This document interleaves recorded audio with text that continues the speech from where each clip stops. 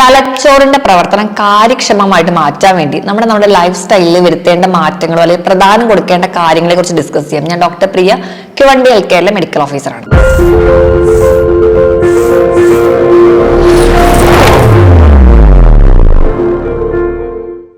നമ്മളെ ശരീരത്തിൽ നോക്കുകയാണെങ്കിൽ വെറും 2% മാത്രം വലുപ്പമുള്ള ഒരു ഓർഗനാണ് തലച്ചോറ് അല്ലെങ്കിൽ ബ്രെയിൻ എന്ന് പറയുന്നത്. പക്ഷേ നമ്മൾ എടുക്കുമ്പോൾ ഒരു ദിവസത്തെ 20% ഊർജം എടുക്കുന്നത് തലച്ചോറാണ്. കാരണം അത്രയും അധികം പ്രവർത്തനങ്ങളെ ക്രോഡീകരിച്ച് കൊണ്ടുപോകുന്നത് തലച്ചോറിലാണ്. ഇപ്പൊ നമ്മൾ ഒരു പ്രവർത്തനം ചെയ്യും, ഇപ്പൊ നമുക്ക് നടക്കണം, നിൽക്കണം, ഒരു വസ്തു എടുക്കണം, നമ്മുടെ ശരീരത്തിൽ നിന്ന് ഹോർമോൺസിനെ കൺട്രോൾ ചെയ്യണം, രക്തയോട്ടം നിയന്ത്രിക്കണം, നമുക്ക് എന്തെങ്കിലും ചിന്തിക്കണം, നമ്മുടെ ഓർമ്മ കളക്ട് ചെയ്ത് വെക്കണം, എന്തെങ്കിലും ഒരു കാര്യത്തിലൂടെ ഫോക്കസ് ചെയ്യണം, അല്ലെങ്കിൽ നമ്മുടെ ഒരു കാര്യത്തിൽ കോൺസെൻട്രേറ്റ് ചെയ്യണം, നമുക്ക് പഠിക്കണം, അങ്ങനെ പല പല പല ആക്ടിവിറ്റീസ് 24 മണിക്കൂറും കോർഡിനേറ്റ് കൊണ്ടുപോകുന്ന ശരീരത്തിലെ ഒരേ ഒരു അവയവം നമ്മുടെ തലച്ചോറാണ്. അതുകൊണ്ട് തന്നെയാണ് ഇത്രയും അധികം ഊർജ്ജം നമ്മുടെ ശരീരത്തിന് വേണ്ടത്. എപ്പോഴും നമ്മുടെ ബ്രെയിനിന്റെ കപ്പാസിറ്റി അല്ലെങ്കിൽ ബ്രെയിനിന്റെ പവർ കൂടി കഴിഞ്ഞാൽ നമ്മൾ ചെയ്യുന്ന പ്രവർത്തനങ്ങൾ നമുക്ക് പെട്ടെന്ന് തന്നെ വിജയം ഉണ്ടാവും. നമ്മൾ നോക്കുകയാണെങ്കിൽ നമ്മുടെ മാതാപിതാക്കൾ പൊതുവേ കൂടുതൽ ആലോചിക്കാറ് അല്ലെങ്കിൽ കൂടുതൽ ചിന്തിക്കുന്നത് കുട്ടികളുടെ ബ്രെയിനിന്റെ പവർ എങ്ങനെ കൂട്ടാം, അല്ലെങ്കിൽ കുട്ടികളുടെ ബ്രെയിൻ ഗ്രോത്തിന് വേണ്ടി നമ്മൾ എന്ത് ഭക്ഷണം കൊടുക്കണം എന്നൊക്കെ ആയിരിക്കും അവർ കൂടുതൽ ആലോചിക്കുന്നത്. അപ്പൊ അത് കഴിഞ്ഞ് ആ ഒരു കാലഘട്ടം കഴിഞ്ഞ് പിന്നെ വീണ്ടും നമ്മൾ ജോലിയിലോട്ട് കയറുന്ന ഒരു സമയത്തോട് പോകുമ്പോൾ ജോലിയിൽ എങ്ങനെ നമുക്ക് മികച്ചതായിട്ട് വർക്ക് ചെയ്യാം, അല്ലെങ്കിൽ ജോലിയിൽ എങ്ങനെ നല്ല രീതിയിൽ പെർഫോം ചെയ്യാം എന്ന് ആലോചിക്കുമ്പോൾ നമ്മൾ അവിടെ ബ്രെയിനിന്റെ കപ്പാസിറ്റിയാണ് നമ്മൾ ഇംപ്രൂവ് ചെയ്യാൻ നോക്കുന്നത്. വീണ്ടും നമ്മൾ എത്തുന്ന സമയത്ത് നമ്മുടെ ലൈഫിലെ ഓരോ കാലഘട്ടത്തും എല്ലാം ക്രോഡീകരിച്ച് കൊണ്ടുപോകാൻ വേണ്ടിയിട്ട് നമ്മൾ ബ്രെയിനെയാണ് ഡിപ്പെൻഡ് ചെയ്യുന്നത്. അപ്പൊ നമ്മൾ ബാല്യകാലം തൊട്ട് നമ്മുടെ ബ്രെയിനിന്റെ പവറിന് വേണ്ടിയിട്ട് നമ്മൾ എന്തെങ്കിലും ചെയ്തു കഴിഞ്ഞാൽ അത് നമുക്ക് ലൈഫ് ലോങ് ആവുന്ന ഒരു അസെറ്റ് ആണ്. നമുക്കൊരു കുറച്ചൊരു ഏജിൽ എത്തുന്ന സമയത്ത് അൾസിമേഴ്സ് ഡിസീസ്, ഡിമെൻഷ്യ പോലെയുള്ള ബുദ്ധിമുട്ടുകൾ ഫേസ് ചെയ്യേണ്ടി വരുമ്പോൾ അത് വളരെയധികം ആൾക്കാരെ അലട്ടുന്ന പ്രശ്നങ്ങളാണ്. അപ്പൊ അതുകൊണ്ടൊക്കെ തന്നെ നമ്മുടെ ബ്രെയിനിന്റെ പവർ കൂട്ടാൻ വേണ്ടി നമ്മുടെ ലൈഫ് സ്റ്റൈലിൽ വരുത്തേണ്ട മാറ്റങ്ങൾ, അല്ലെങ്കിൽ നമ്മുടെ ലൈഫ് സ്റ്റൈലിൽ നമ്മൾ നോക്കേണ്ട കാര്യങ്ങൾ എന്തൊക്കെയാണെന്ന് നോക്കാം. അതിൽ ഒന്നാമതായിട്ട് പറയുകയാണെങ്കിൽ നമ്മുടെ ഉറക്കമാണ് പ്രധാനം. നമ്മുടെ ബ്രെയിനിന് ഒരു കുറഞ്ഞ അളവിലെങ്കിലും ഒരു റെസ്റ്റ് കിട്ടുന്ന പീരീഡ് എന്ന് പറയുന്നത് നമ്മൾ ഉറങ്ങുന്ന ഒരു ടൈമാണ്. നമുക്കറിയാം, ഒരു കുഞ്ഞ് ജനിച്ച് വീഴുമ്പോൾ തൊട്ട് നമ്മൾ എപ്പോഴും പറയണം, കുഞ്ഞ് വളരണമെങ്കിൽ അതിന് ഏറ്റവും ബേസിക് ആയിട്ട് വേണ്ടത് ഉറക്കമാണ്. അത് ജനിച്ച് വീഴുന്ന സമയത്ത് നമ്മൾ പറയാറുണ്ട് ഒരു 16-18 മണിക്കൂറോ ഒക്കെ ഉറങ്ങിക്കോട്ടെ, കാരണം കുഞ്ഞ് ഉറങ്ങുമ്പോഴാണ് അത് വളരുന്നത്.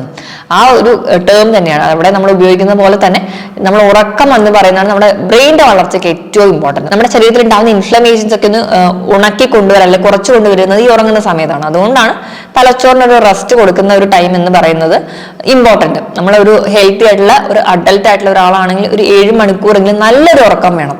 ചുമ്മാ ഉറങ്ങാൻ കിടന്നാൽ മാത്രം പോലെ നല്ലൊരു ഉറക്കം വേണം. അതിന് ഏറ്റവും ഇമ്പോർട്ടൻ്റ് ആയിട്ട് നല്ലൊരു ഉറക്കം കിട്ടാൻ വേണ്ടി നമ്മൾ എന്തൊക്കെ ടിപ്സുകൾ ഫോളോ ചെയ്യണം നോക്കിയാൽ, ഒരു ടൈം കഴിഞ്ഞ് ഇപ്പോൾ ഒരു 10 മണിക്ക് കിടക്കാൻ പ്ലാൻ ചെയ്യുകയാണെങ്കിൽ ഒരു 8 മണിക്കെങ്കിലും ഗാഡ്ജറ്റ്സിന്റെ ഉപയോഗം കുറയ്ക്കുക. അപ്പോൾ ഗാഡ്ജറ്റിന്റെ ഉപയോഗം കുറയ്ക്കുമ്പോൾ തന്നെ ഒരു പരിധി നമുക്ക് പെട്ടെന്ന് ഉറക്കം കിട്ടും. അതുപോലെ തന്നെ കൃത്യമായിട്ടൊരു വ്യായാമത്തിലൂടെ പോയാൽ നമുക്ക് നല്ലൊരു ഉറക്കം കിട്ടും. പല കുട്ടികളും രാത്രി എക്സാമിന്റെ തലേ ദിവസമായിരിക്കും ഉറക്കമൊക്കെ കളഞ്ഞിട്ടും ഇരുന്ന് പഠിക്കും. പക്ഷെ രാവിലെ എക്സാം പേപ്പറിൽ ചെന്ന് നോക്കി അവർക്ക് എഴുതാൻ കിട്ടുന്നുണ്ടല്ലോ. അവർ ചിലപ്പോൾ പഠിച്ച കാര്യമായിരിക്കും, അവർ വായിച്ച കാര്യമായിരിക്കും, പക്ഷെ അവർ കണ്ടിന്യൂസ് ആയിട്ട് ആ ഒരു അറിവ് പകർന്ന് പേപ്പറിലോട്ട് കിട്ടാൻ പറ്റുന്നുണ്ടാവില്ല. അതിനൊരു ബേസിക് കാരണം ഇതാണ്, നമ്മൾ ആ ഒരു കറക്റ്റ് ആയിട്ടുള്ള ഒരു ഉറക്കം കിട്ടുന്നില്ല. അതുകൊണ്ട് ബ്രെയിന് കറക്റ്റ് ആയിട്ട് ഇതിനെയൊക്കെ ഒന്ന് ക്രോഡീകരിച്ച് വെക്കാൻ പറ്റിയിട്ടുണ്ടാവില്ല. അതുകൊണ്ട് അവർക്ക് പിറ്റേ ദിവസം പേപ്പറിൽ നല്ല രീതിയിൽ അത് പ്രസന്റ് ചെയ്യാൻ കഴിഞ്ഞില്ല. അപ്പൊ രക്ഷിതാക്കള് ശ്രദ്ധിക്കേണ്ടത് കുട്ടികൾക്ക് എക്സാമിന്റെ തലേ ദിവസം നല്ല ഒരു ഉറക്കമുണ്ടെന്ന് ഉറപ്പുവരുത്തുക. ആ ഒരു ശീലം നമ്മൾ ചെറുപ്പത്തിലേ കൊണ്ടുവരികയാണെങ്കിൽ നമുക്കത് പിന്നീടുള്ള കാലത്തും അത് കണ്ടിന്യൂസ് ആയിട്ട് കൊണ്ടുപോകാൻ സഹായിക്കും. അപ്പൊ ഒന്നാമത്തെ കാര്യം ഉറക്കമാണ്. രണ്ടാമതായിട്ട് നല്ല രീതിയിൽ വെള്ളം കുടിക്കുക എന്നുള്ളതാണ്. ഹൈഡ്രേഷൻ വളരെ ഇമ്പോർട്ടൻ്റ് ആണ്. നമ്മൾ എത്രത്തോളം വെള്ളം നമുക്ക് കുടിക്കുന്നു അത്രത്തോളം നമ്മുടെ ബ്രെയിനിന്റെ പവർ സഹായിക്കുന്ന ഒരു കാര്യമാണ്.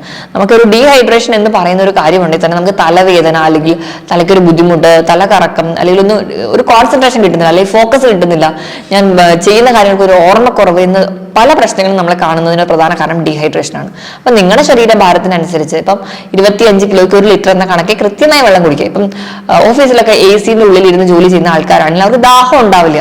പല ആൾക്കാരും വെള്ളം കുടിക്കാൻ നോക്കുന്നത് ദാഹിക്കുമ്പോൾ മാത്രം. ഈ ഒരു ശീലം മാറ്റിയിട്ട് നമ്മൾ കൃത്യമായ ഒരു ബോട്ടിൽ നമ്മളോടൊപ്പം തന്നെ എപ്പോഴും ഈ ബോട്ടിൽ നമ്മുടെ കൂടെ തന്നെ കൊണ്ടു നടക്കുക. നമ്മൾ മുൻപിൽ കാണുന്ന രീതിയിൽ വെച്ച് കൃത്യമായിട്ട് അളന്ന് തന്നെ വെള്ളം കുടിക്കാൻ വേണ്ടി ശ്രദ്ധിക്കുക. ഇത് ബ്രെയിനിന്റെ പവർ കൂട്ടാൻ, അല്ലെങ്കിൽ ബ്രെയിൻ കുറച്ചുകൂടെ ഷാർപ്പ് ആവാനും ഫോക്കസ് കൂട്ടാനും ഒക്കെ സഹായിക്കുന്ന ഒരു കാര്യമാണ്. മൂന്നാമതായിട്ട് കറക്റ്റ് ആയിട്ടുള്ള വ്യായാമമാണ്. നമ്മുടെ ശരീരത്തിലെ എല്ലാ ജീവിതശൈലി രോഗങ്ങളെ മാറ്റി നിർത്താൻ വേണ്ടി വ്യായാമം പറയുന്നത് പോലെ തന്നെ നമ്മുടെ ആരോഗ്യം മെച്ചപ്പെടുത്താനും നമുക്ക് വ്യായാമം വളരെ ഇമ്പോർട്ടൻ്റ് ആണ്. ഇപ്പൊ ബ്രെയിനിന്റെ ഹെൽത്ത് കൂട്ടണമെങ്കിൽ ബ്രെയിനിലേക്ക് എത്തുന്ന ഓക്സിജന്റെ അളവ് കൂടണം, ബ്രെയിനിലേക്ക് എത്തുന്ന ന്യൂട്രിയൻസിന്റെ അളവ് കൂടണം. ഇതിനൊക്കെ നമ്മുടെ കറക്റ്റ് ആയിട്ട് ഒരു ബ്ലഡ് ഫ്ലോ വേണം. ഈ ബ്ലഡ് സർക്കുലേഷൻ കറക്റ്റ് ആവണമെങ്കിൽ നമ്മൾ നല്ല രീതിയിൽ വ്യായാമം ചെയ്യണം. കാരണം നമ്മുടെ മസിൽസ് ഒക്കെ കൺട്രാക്ട് ചെയ്യുക, റിലാക്സ് ചെയ്യുക, ഇങ്ങനെയുള്ള പ്രവർത്തനമൊക്കെ മികച്ചതായാൽ മാത്രമേ രക്തയോട്ടം കറക്റ്റ് ആവുള്ളൂ. രക്തയോട്ടം കറക്റ്റായ വേണ്ട രക്തം തലച്ചോറിന് കിട്ടുകയും തലച്ചോറിന് കറക്റ്റായിട്ട് ഫംഗ്ഷൻ ചെയ്യാൻ പറ്റുകയും അതുവഴി ബ്രെയിനിന്റെ പവർ കൂട്ടാനും സഹായിക്കും. ഇനി നാലാമതായിട്ട് ഭക്ഷണ നിയന്ത്രണമാണ് ഏറ്റവും ഇമ്പോർട്ടന്റ് ആയിട്ട് പറയുന്നത്. ഭക്ഷണ നിയന്ത്രണത്തിലോട് വരുന്ന സമയത്ത് ഒരു കുട്ടികൾക്കാണെങ്കിൽ പോലും നമ്മൾ പറയാറുണ്ട് ഏറ്റവും എനർജറ്റിക് കിട്ടാൻ വേണ്ടിയിട്ട് ഏറ്റവും നല്ല ഭക്ഷണം കൊടുക്കുക എന്നുള്ളത്. ബ്രെയിനിന്റെ പവർ കൂട്ടാൻ വേണ്ടി നമ്മൾ ബ്രെയിനിന് വേണ്ടി കൊടുക്കേണ്ട ഭക്ഷണങ്ങൾ ഏതൊക്കെയാണെന്ന് നോക്കാം. ഒന്നാമതായിട്ട് omega-3 ഫാറ്റി ആസിഡ്സ് അടങ്ങിയിട്ടുള്ള ഭക്ഷണങ്ങൾ. അപ്പൊ ദിവസവും നിങ്ങൾ omega-3 ഫാറ്റി ആസിഡ്സ് ഉള്ള ഭക്ഷണങ്ങൾ ഇൻക്ലൂഡ് ചെയ്യാൻ വേണ്ടി നോക്കുക. അതിൽ പ്രത്യേകിച്ച് EPA, DHA ഒക്കെ ഉണ്ടോന്ന്. ദിവസവും 1.5 ഗ്രാം മുതൽ 2 ഗ്രാം വരെയെങ്കിലും EPAയും DHA ഒക്കെ ശരീരത്തിൽ എത്തിയിരിക്കണം.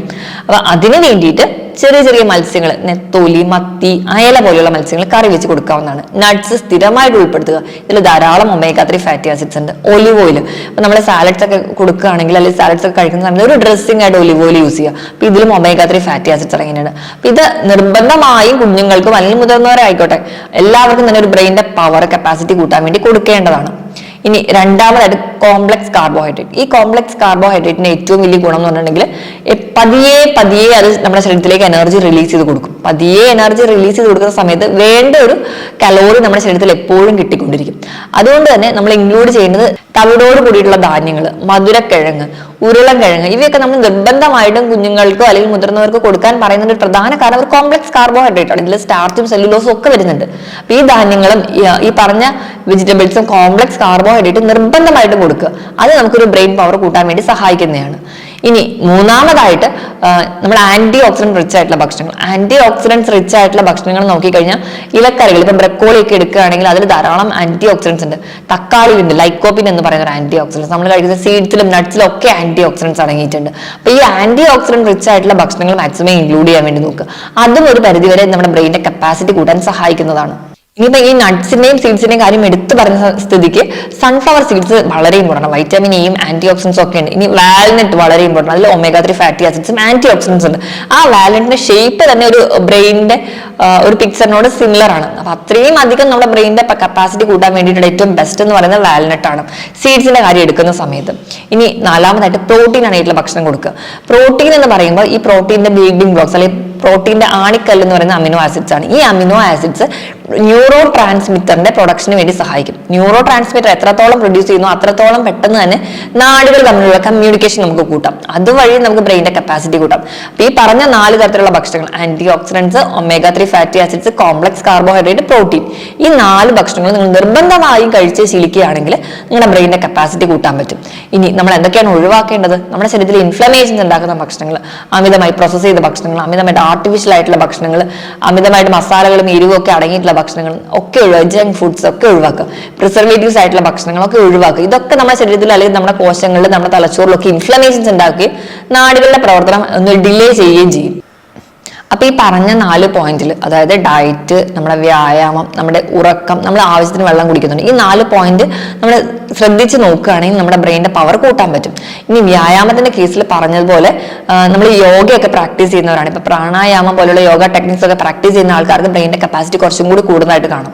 ഇനി നമ്മൾ ഭക്ഷണം കഴിക്കുന്ന രീതി, ഭക്ഷണം പതിയെ കഴിക്കാൻ വേണ്ടി ശ്രദ്ധിക്കണം. നമ്മൾ ഭക്ഷണം വലിച്ചു വാരി കഴിക്കുന്ന സമയത്ത് ദഹനം കറക്റ്റായിട്ട് നടക്കില്ല. ദഹനം കറക്റ്റായിട്ട് നടന്നില്ലെങ്കിൽ ഗട്ട് ബ്രെയിൻ ആക്സിസ് കറക്റ്റായിട്ട് വർക്ക് ചെയ്യില്ല. അത് നമുക്കൊരു പരിധി വരെ നമ്മുടെ ആ ഒരു തലച്ചോറിന്റെ പ്രവർത്തനത്തിനെ ഡിലേ ചെയ്യും. അപ്പൊ ഇങ്ങനെയുള്ള കാര്യങ്ങൾ നമ്മൾ അതിന്റെ ഒപ്പം ശ്രദ്ധിക്കണം. ഇനി നമുക്ക് എന്തെങ്കിലും ഇമോഷൻസ് ഒക്കെ ഉള്ള ആൾക്കാരാണെങ്കിൽ അത് സപ്രസ് ചെയ്ത് വെക്കുന്നത് നമ്മുടെ ബ്രെയിനിന്റെ പവർ കുറയ്ക്കും. ദേഷ്യമാണെങ്കിലും അത് പ്രകടിപ്പിക്കാൻ നോക്കുക, സ്നേഹമാണെങ്കിൽ എല്ലാം പ്രകടിപ്പിക്കുന്ന ആൾക്കാരിൽ ബ്രെയിനിന്റെ കപ്പാസിറ്റി കുറച്ചും കൂടെ കൂടുന്നതായിട്ടാണ് റിസർച്ചസിൽ പറയുന്നത്. ഇനി അതുപോലെ തന്നെ നമ്മുടെ സറൗണ്ടിങ്, നമ്മൾ താമസിക്കുന്ന ചുറ്റുപാടുകൾ, നമ്മൾ ഇരിക്കുന്ന ചുറ്റുപാടുകൾ എപ്പോഴും ക്ലീൻ ആക്കി നിർത്താനും അല്ലെങ്കിൽ അത് എല്ലാ വസ്തുക്കളും വലിച്ചു വാരിയിടാതെ ഒരു അടുക്കും ചിട്ടയുമായിട്ട് ഓർഗനൈസ് ചെയ്യുകയാണെങ്കിൽ ഒരു പരിധി വരെ നമുക്ക് ഈ ഒരു ബ്രെയിനിന്റെ കപ്പാസിറ്റി കൂടാനും ബ്രെയിനിന്റെ പവർ കൂടുന്നതായിട്ടൊക്കെ കാണുന്നുണ്ട്. അപ്പൊ ഈ പറഞ്ഞ കാര്യങ്ങളൊക്കെ നിങ്ങൾ ശ്രദ്ധിക്കുകയാണെങ്കിൽ നിങ്ങൾക്ക് ബ്രെയിനിന്റെ കപ്പാസിറ്റി കൂടാം, അല്ലെങ്കിൽ ഫോക്കസ് ചെയ്യുന്നതും കോൺസെൻട്രേഷൻ ഒക്കെ കുറച്ചും കൂടെ കൂടാനും അതുവഴി നമുക്ക് നമ്മുടെ ജീവിതത്തിൽ പല ടേണിംഗ് പോയിന്റ്സ് അച്ചീവ് ചെയ്യാനും സഹായിക്കും. ഞാൻ ഈ പറഞ്ഞ കാര്യങ്ങളിൽ എന്തെങ്കിലും ഡൗട്ട് ഉണ്ടെങ്കിൽ താഴെ കാണുന്ന നമ്മൾ കോൺടാക്ട് ചെയ്യുക. മറ്റൊരു ഹെൽത്ത് ടോപ്പിക്കുമായിട്ട് വീണ്ടും കാണുന്നത് വരെ നന്ദി.